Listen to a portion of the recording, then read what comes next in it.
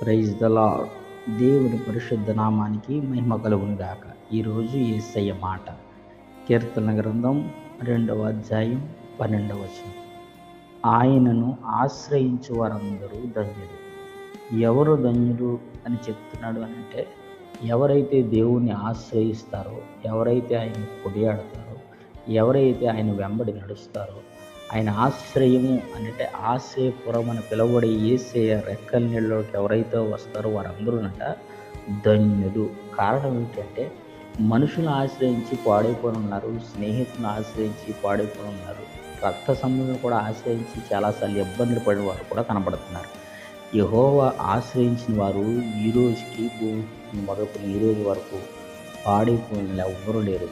యెహోవాను ఆశ్రయించడం ద్వారా వారు ధన్యులుగా మార్చబడ్డారు. ధన్యులు అనగా అర్థం ఏంటంటే, అనేకులకు ప్రయోజనకరంగా, అనేకులకు దీవెనకరంగా మార్చబడుతున్నారు. అలాగే నా దేవుని కృప నిన్ను కూడా బలపరుచినట్లుగా, ఆయన ఆశ్రయించి ఆయన ఆశ్రయపురంలో చేరినట్లుగా నా దేవుడు కృపనిచ్చి బలపరచును గాక.